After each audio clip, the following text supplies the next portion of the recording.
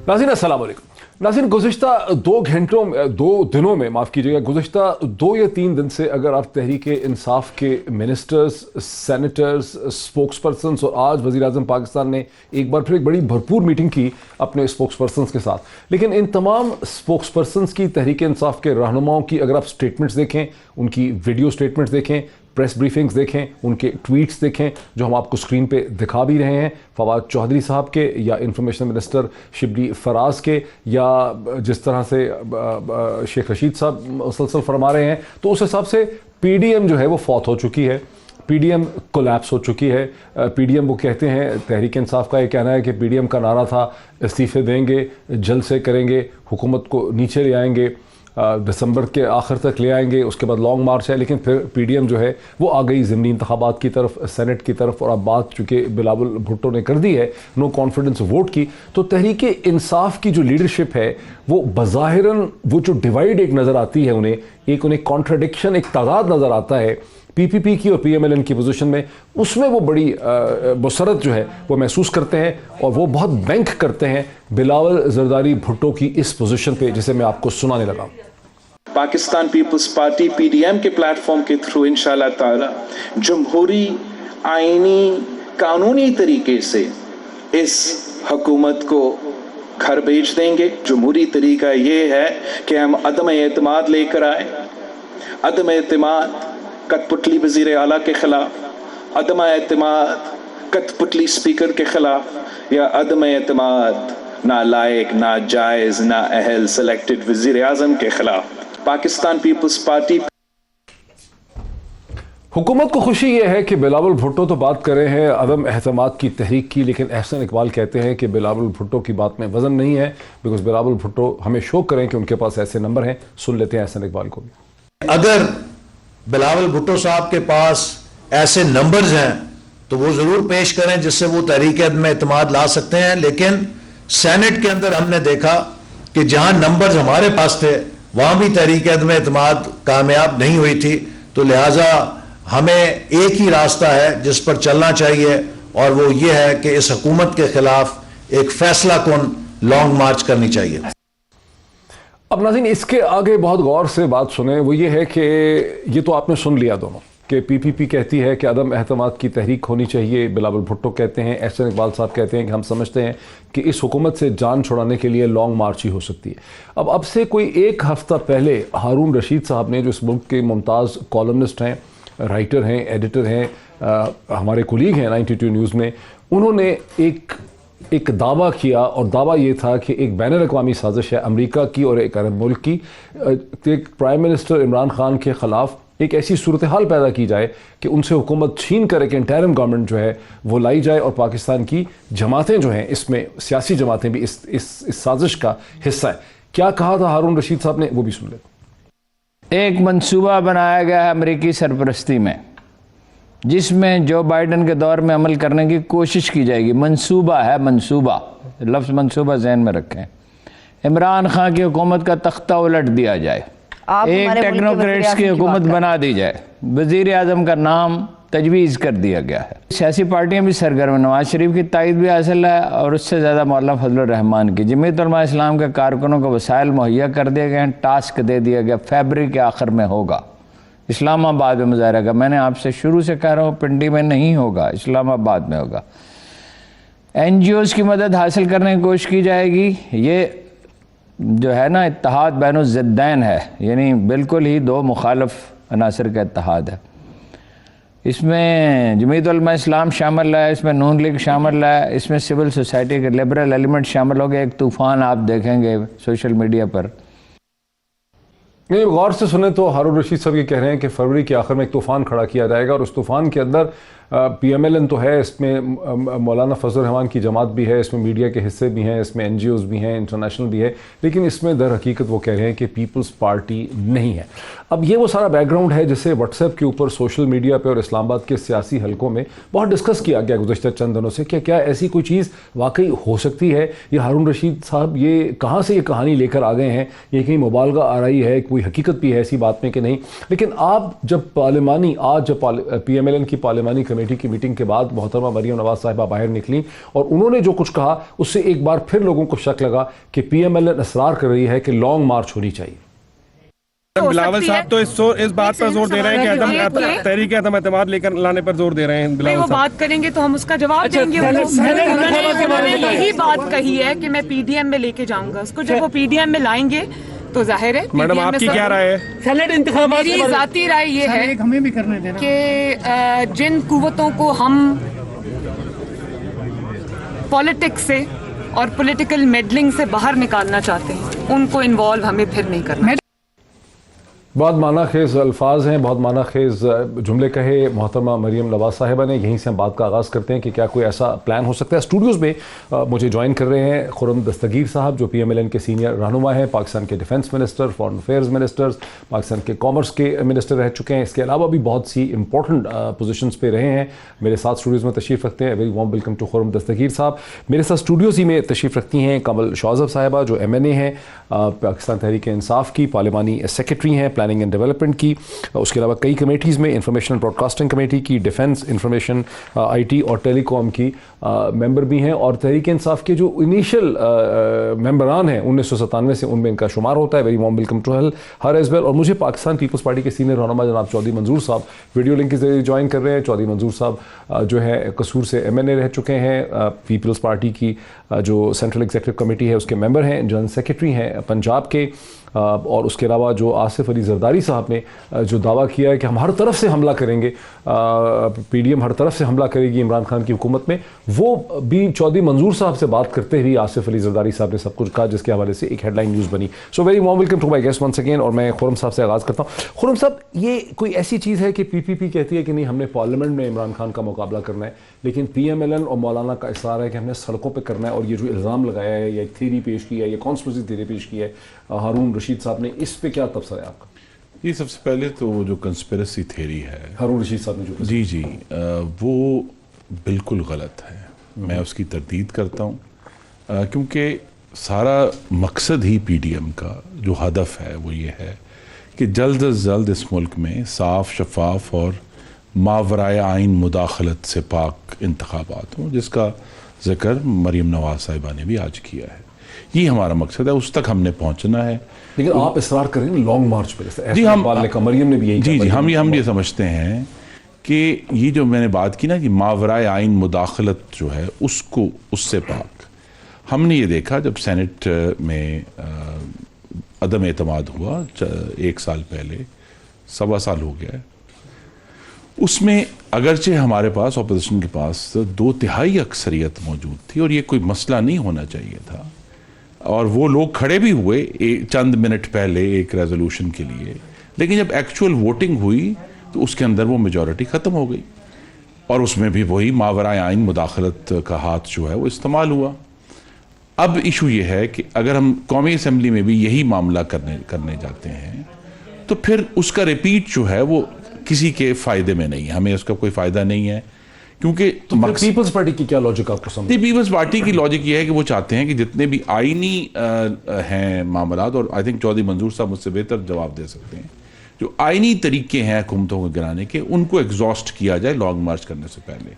लेकिन हम ये समझते हैं, और ये बात अब PDM में ये जो मुख्तलिफ पॉइंट्स ऑफ व्यू हैं, ये 3 या 4 फरवरी को मीटिंग होगी, उसमें ये पॉइंट्स ऑफ व्यू आएंगे और PDM जो फैसला करेगी हम सब उसके पाबंद होंगे।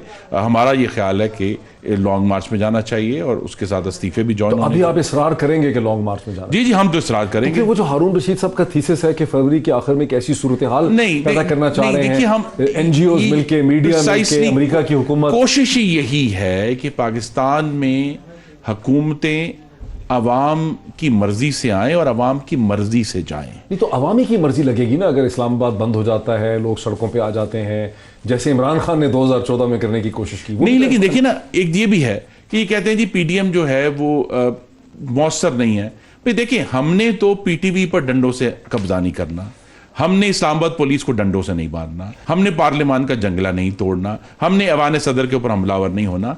ये काम PTI ने किया और PTI उसमें कामयाब नहीं हुई। तो हमने तो पुरअमन रहकर, ये आइन की सरबुलंदी की जंग है जो हम लड़ रहे हैं।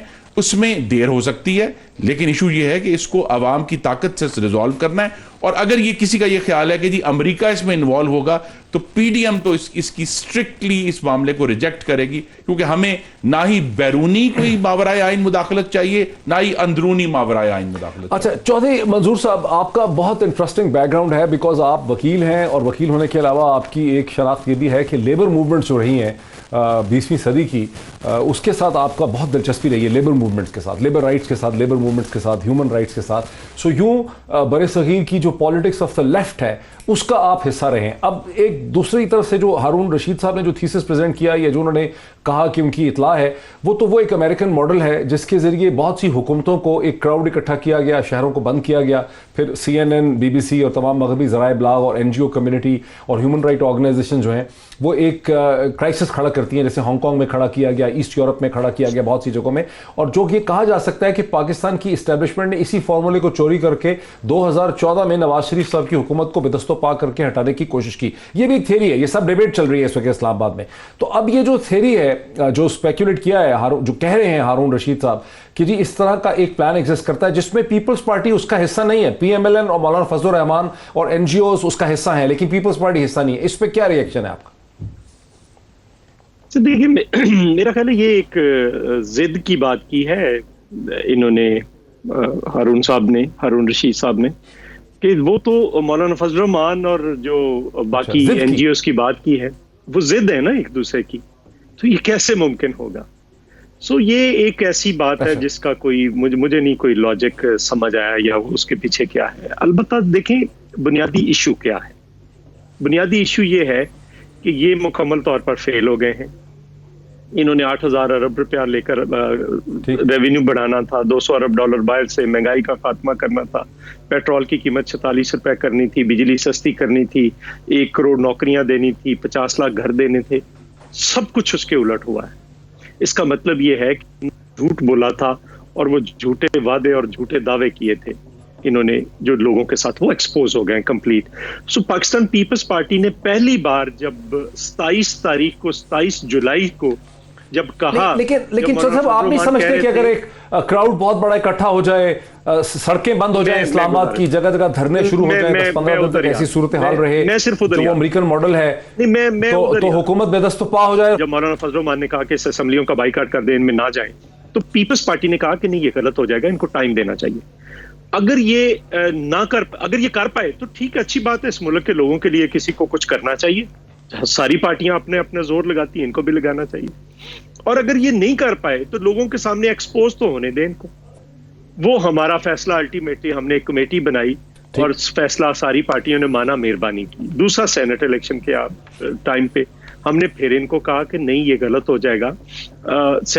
सिंध असेंबली के जाने से सारे पाकिस्तान का सेनेट इलेक्शन नहीं रुकता। उसमें भी अल्टीमेटली मान लिया।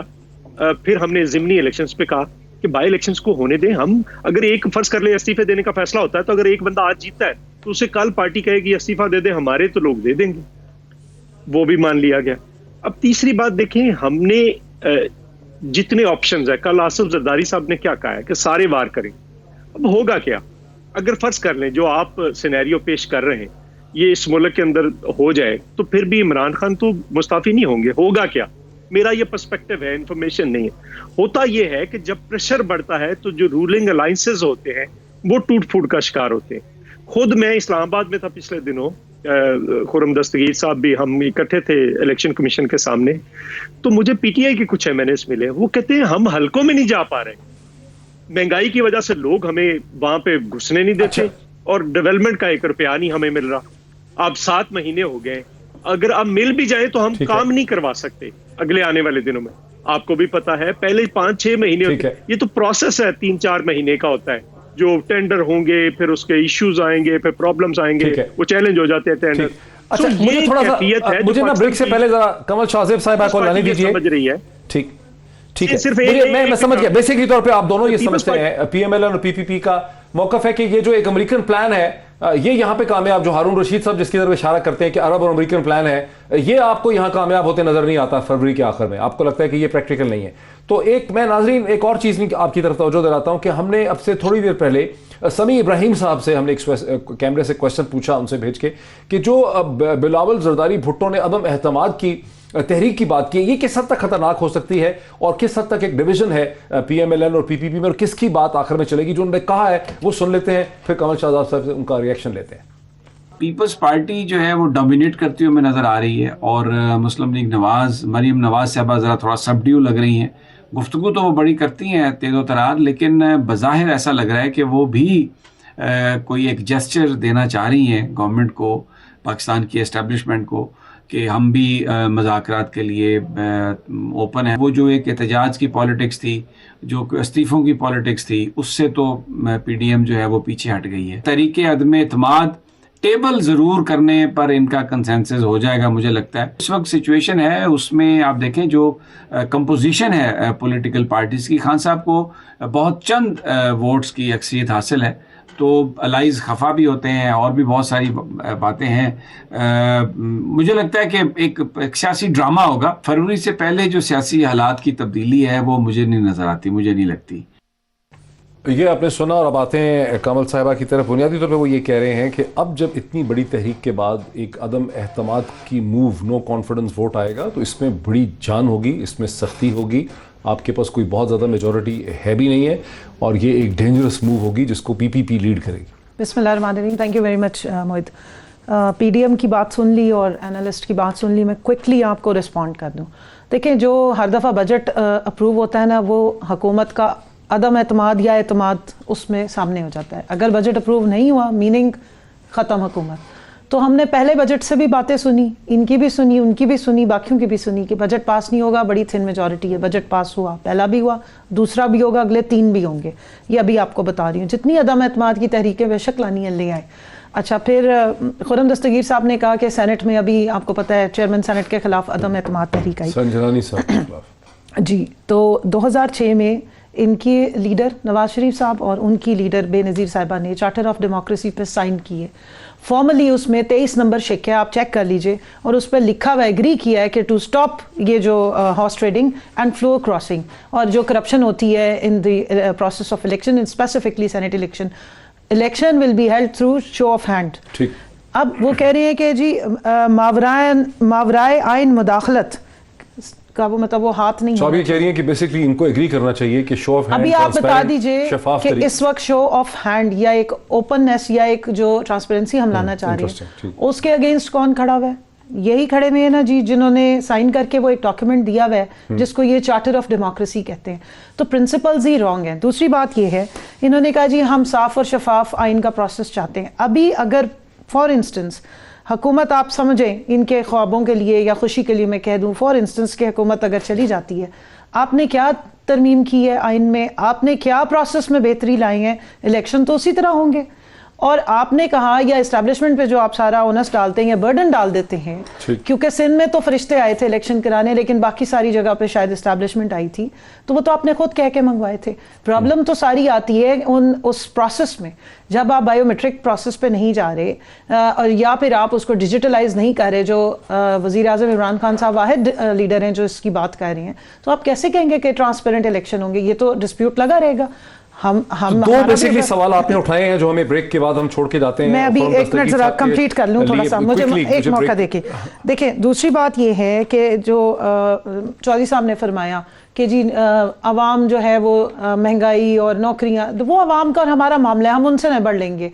अगर आप हमारी प्रोग्रेस पे बात करेंगे तो मैं स्पेसिफिकली आपको इकोनॉमिक फिगर्स भी दूंगी, आपको मैं नौकरियों के फिगर भी दूंगी, और इनकी 12 साल की जो हुकूमत है सिंध में उससे कंपैरिजन करके नहीं, आप जरूर दें, हम 1 बाय 1 करते हैं। लेकिन बेसिकली 2 बुनियादी सवाल यहाँ पे खुर्रम साहब के लिए और चौधरी मंजूर साहब के लिए रेज किए हैं कमल साहिबा ने, और वो ये है कि सेनेट में अगर आप कहते हैं कि मावरे आइन अनकॉन्स्टिट्यूशनल फोर्सेज इंटरवीन करती हैं पार्लियामेंट के प्रोसेस के अंदर, तो फिर सेनेट में आप हाथ खड़ा करना, शफाफियत और ट्रांसपेरेंसी पे एग्री क्यों नहीं कर रहे, जबकि आपने चार्टर ऑफ डेमोक्रेसी में खुद इसके ऊपर आपने कंसेंसस किया था बेनज़ीर भुट्टो और जनाब नवाज शरीफ साहब के दरमियान। और दूसरी चीज़ ये है कि इलेक्टोरल रिफॉर्म्स पे क्यों आपका कोई एग्रीमेंट नहीं हो रहा? अगर हुकूमत चली भी जाती है तो फिर इन्हीं कवानीन के तहत इलेक्शन होंगे जिन कवानीन को आपने बुरा समझा है। ये दोनों सवाल छोड़ के जाते हैं, ब्रेक लेते हैं, ब्रेक के बाद आते हैं और इसका जवाब लेते हैं खुर्रम साहब से, चौधरी साहब से आफ्टर द ब्रेक। नाज़रीन वेलकम बैक। सवाल तो हमने छोड़ ही दिए थे जो कंवल साहिबा ने रेज़ किए खुर्रम दस्तगीर साहब के लिए, चौधरी मंजूर साहब के लिए, लेकिन कंवल साहिबा बड़ी तैयारी करके आई हुई हैं। वो चार्टर ऑफ डेमोक्रेसी का वो प्रिंट आउट भी लाई हैं 2006 का, जिसमें शिक 23 ये कहती है to prevent corruption in floor crossing all votes for the senate in indirect seats will be by open identifiable ballot.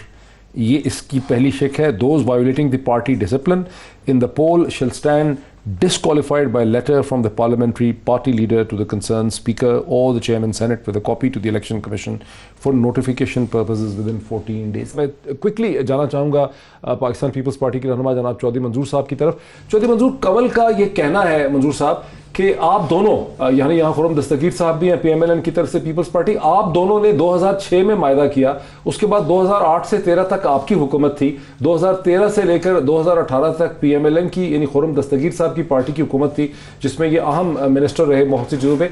लेकिन जो एग्रीमेंट आपने किया था कि सेनेट के इलेक्शन को शो ऑफ हैंड से किया जाएगा, शफाफियत होगी, ओपन होगा, विजिबल होगा, उस पर कोई प्रोग्रेस आपने 10 बरस तक नहीं की, इसकी क्या वजह?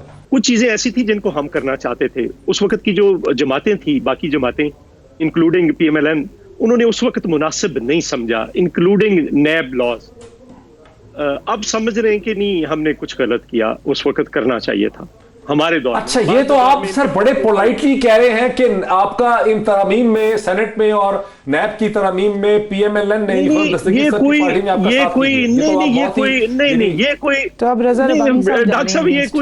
ये कोई ऐसी ढकी छुपी बात नहीं है, सारों पता है। और ये कई बार मुस्लिम लीग नवाज खुद कह चुकी है कि हाँ हमने उस वक्त गलती की थी। जो मैं बात करना चाहता हूँ कि देखिए, इसमें जो सेनेट का ऊपर का इलेक्शन है उसमें शो ऑफ हैंड होना चाहिए, लेकिन जो ट्रांसफरेबल वोट है, बतौर वकील मुझे पता है 2 जगह पे सिर्फ ये इलेक्शन होता है, एक पाकिस्तान बार काउंसिल का और एक सेनेट का। मुझे नहीं समझ आती कि जो ट्रांसफरेबल वोट है उस आप शो ऑफ हैंड के जरिए कैसे कर पाएंगे। वहां पे तो आप प्रायोरिटीज लिखते हैं, आप 10 तक प्रायोरिटीज लिख सकते हैं और आपका 10वें नंबर वाले को भी पहले नंबर वाला वोट पड़ सकता है ट्रांसफरेबल वोट के अंदर। ये चीज है। दूसरी, नहीं आपकी जितनी मर्जी, मसलन फर्ज कर ले अगर मैं इलेक्शन करवा रहा हूं तो मैं कहता हूं जी कि आप सारे वोट जो हैं वो नंबर 1 को डाल दें, नंबर 2 पे आप सेकंड प्रायोरिटी, सारे के सारे, नंबर 3 पे, 4 पे, 5 पे, तो वो जब जिसके पॉइंट्स पूरे होते जाएंगे वो निकलता जाएगा, अगले पब्लिक हो सकता है ना बाद में। आप नहीं देखिए वो कैसे आप करेंगे। चलो सर, गोल तो शफाफियत है, ट्रांसपेरेंसी है, उसको पब्लिक कर दे, बाद में उसको वेबसाइट पे डाल दे सेनेट की कि किसने किसको वोट डाला था। शो ऑफ हैंड ना करें, वोट पब्लिक कर दें। नहीं, कैसे आप,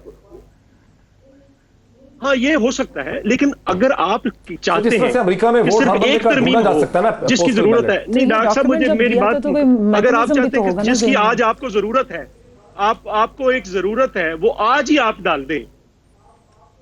मैं तो वैसे इस हक में हूं कि सेनेट का इलेक्शन भी बराह रास्त होना चाहिए, लेकिन आप सिर्फ एक तरमीम जो आपको आज फायदा दे रही है, आप उसको लेकर उठाकर आ जाएं और बाकी कहें कि नहीं कोई बात नहीं, कोई हमने नहीं करना, तो ये ऐसे नहीं होगा।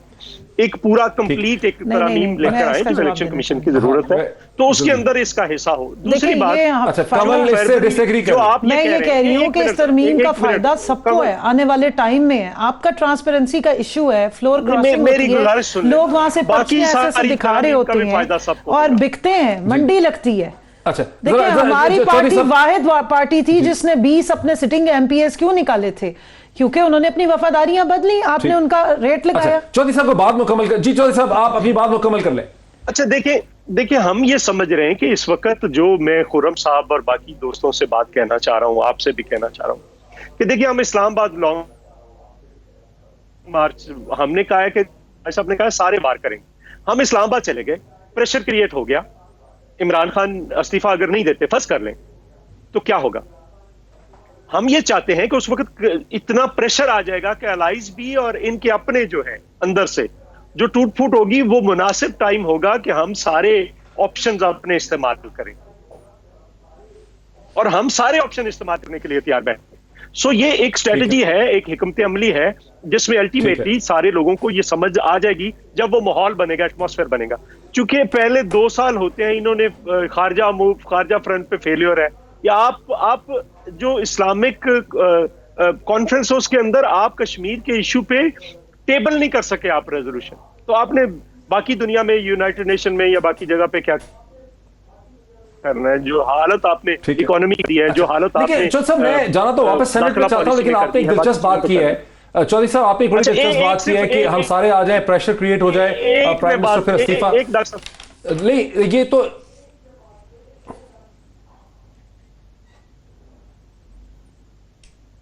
चौधरी मंजूर साहब की लाइन का कोई मसला मुझे लग रहा है, थोड़ा सा प्रोड्यूसर साहब से मैं रिक्वेस्ट करूंगा कि उसको थोड़ा सा सर एक सेकंड वो लाइन आपकी थोड़ी ठीक कर ले, बिकॉज आपकी आवाज जो है वो कटती है। खुर्रम साहब, चौधरी साहब ये कहते हैं कि हम तो तैयार थे सेनेट के ऊपर ये शफाफियत में, चार्टर ऑफ डेमोक्रेसी में 2006 में मोहतरमा बेनज़ीर भुट्टो और नवाज शरीफ साहब के दरमियान में जो एक कंसेंसस या एग्रीमेंट हुआ, हम उसको इंप्लीमेंट करना चाहते थे, लेकिन PMLN की कोई ऐसी मसलहत थी कि ना नैब की रिफॉर्म पे प्रोग्रेस हो सकी ना सेनेट के इस पे। क्या मैं स्पेसिफिक्स से मैं आगाह नहीं हूं कि मैं इस कमेटी का रुकन नहीं था, क्योंकि हमारे सामने तो जो मुसवदा सब ने एक कंसेंसस के साथ जो अचीव किया 18th अमेंडमेंट की सूरत में, वो हमारे सामने आ गया और वो हमने जो है वो पास कर दिया। तो इसमें ज़रूर इख्तलाफात हुए होंगे, बाज़ इशूज़ के ऊपर, बाज़ पे नहीं हुए, या बाज़ और भी जमातें थी उन्होंने सबके एतराज़ात हो सकते हैं।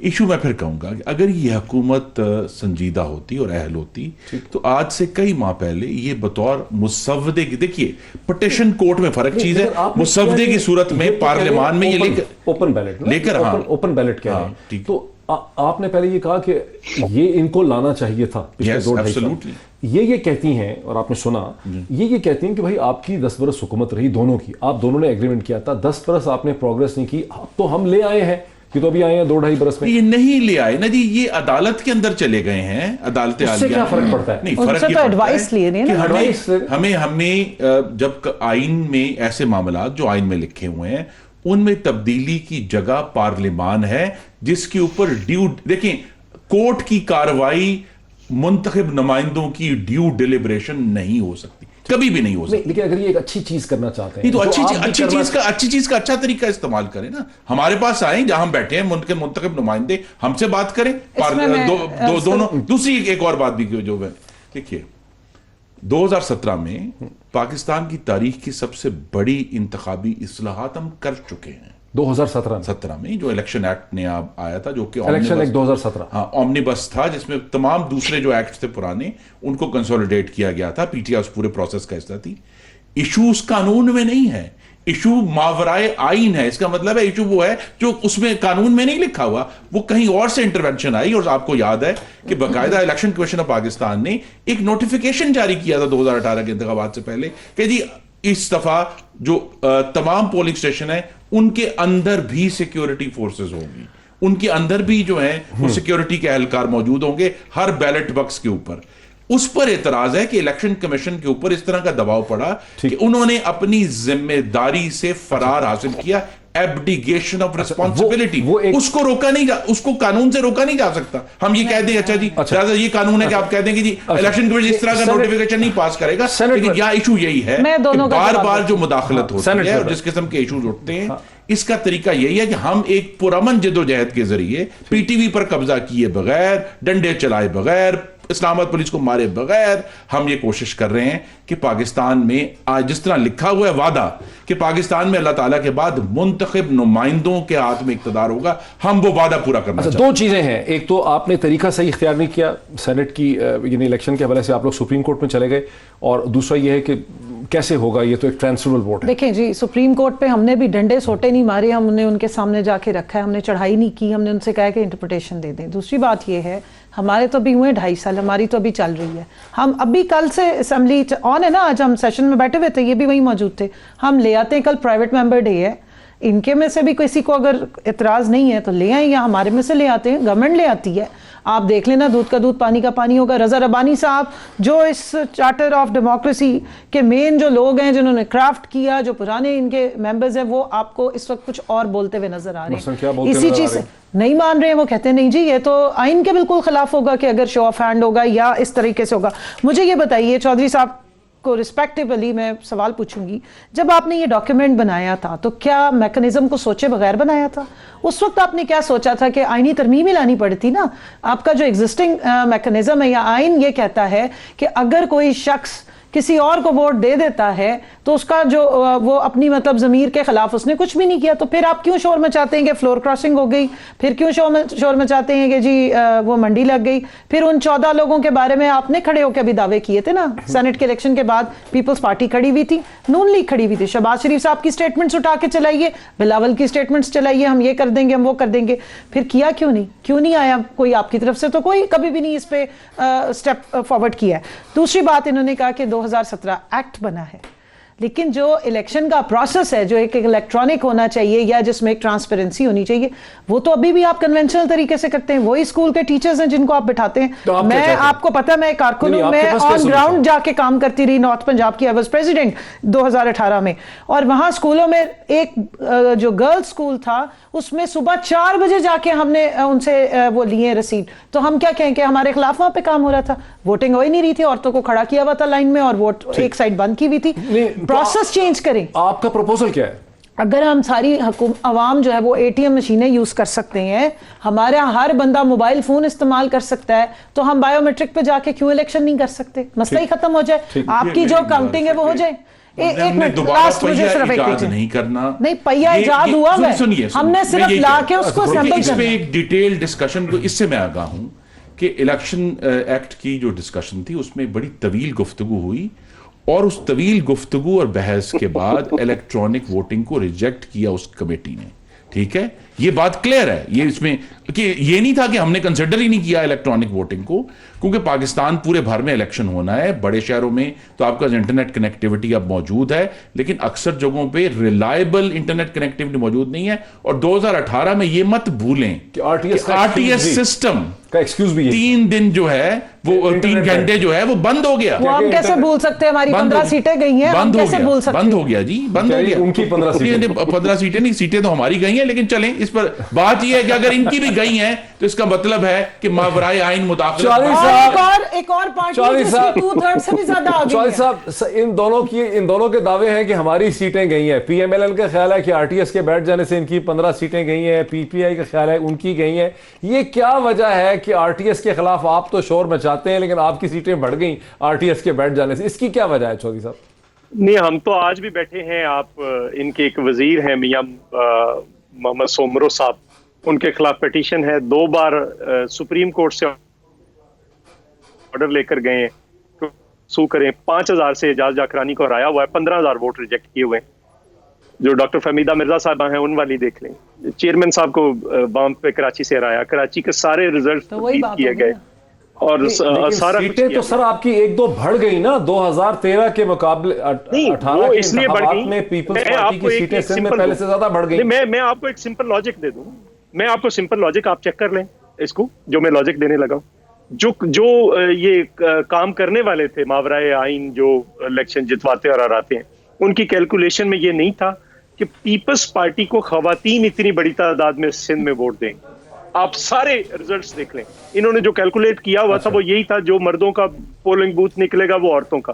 पीपल्स पार्टी को एक्स्ट्रा वोट जो पड़ा सारी सीटों, जो ज्यादा सीटें भी आई और पीपल्स पार्टी ने सीटें जीती, वो खवातीन के वोट की वजह से और वो बीबी की वजह से हम जीत गए, ज्यादा सीटें भी ले गए, लेकिन उसके बावजूद धांधली के बावजूद ये हमने ले गए। अच्छा ठीक है।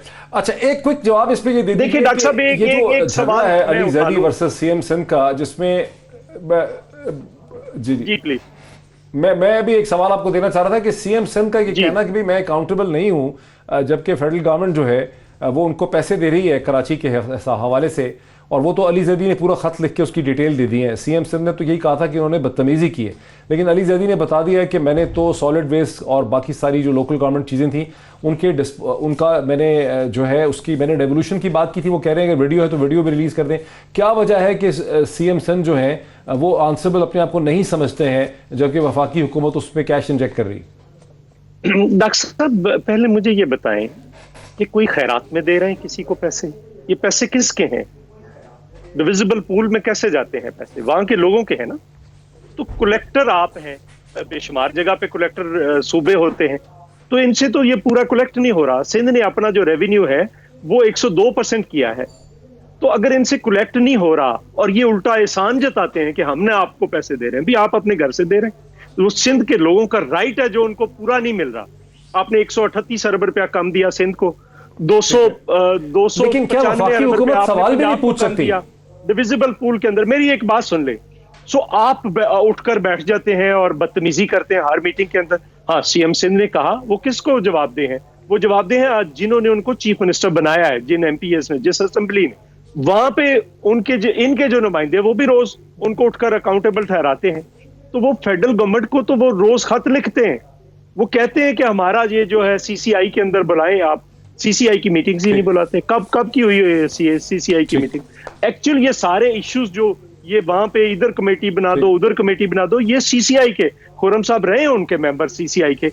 इनको पता है कि जो काउंसिल ऑफ कॉमन इंटरेस्ट है वो एक्चुअल प्लेटफॉर्म है, उसको यूज नहीं किया जाता कभी किसी जगह पे, और ये हर कोई उठकर बदतमीजी करता है। तो हर कोई बदतमीजी तो नहीं करता। ये आपका जवाब हो गया। मैं एक और इशू उठाना चाहता हूं, इस लाहौर में हमारा खत्म हो जाए। हमने सुना पिछले 92 न्यूज़ ही की 92 हाँ, बस एक और इशू है कि 92 न्यूज़ ही की ये ब्रेकिंग खबर थी अब से 2 दिन पहले कि कैसे वफाकी हुकूमत ने इस्लामाबाद एयरपोर्ट के बाद और कन्वेंशन सेंटर्स के बाद इस्लामाबाद के अंदर F9 पार्क के 750 एकड़ का जो पार्क है उसको गिरवी रखकर 200 या 500 अरब रुपए का कर्जा लेने का फैसला किया एक बैंकिंग कंजोर्शियम से। और उसके बाद लाहौर एयरपोर्ट को भी और मोटरवे के हिस्सों को भी जो है गिरवी रखा जा सकता है और उससे पैसे रेज किए जा सकते हैं। जाहिर है कि ऐसी चीज़ है जिसपे ये एक नई चीज़ हो रही है पाकिस्तान में, इससे पहले नहीं हुई है और इस पर बहुत से लोगों को तशवीश है, सिर्फ अपोजिशन ही को शायद तशवीश नहीं होगी। मैं खुर्रम दस्तगीर साहब से शुरू करता हूँ, इस पर आपका क्या रद्द-ए-अमल है? क्या ये एक नॉर्मल प्रैक्टिस है वर्ल्ड वाइड, ऐसा और भी दुनिया में होता है? ये जी, हमें तशवीश इस बात की है कि एक ऐसी हुकूमत जो पहले ही अपने 30 माह में 15,000 अरब का कर्जा ले चुकी है, 15,000 अरब का कर्जा ये ले चुके हैं, क्योंकि इमरान खान साहब देखें, टेक्निकल बात है, total date and liabilities Pakistan की जब हमारी हुकूमत खत्म हुई तो 29,889 अरब का कर्जा, तकरीबन 30,000 जो इमरान 30,000 अरब 30 अरब। उस बुनियाद पर आज ये 30 महीने में पाकिस्तान की पिछली तमाम हुकूमतों का 50% कर्जा 30 महीनों में ले चुके हैं।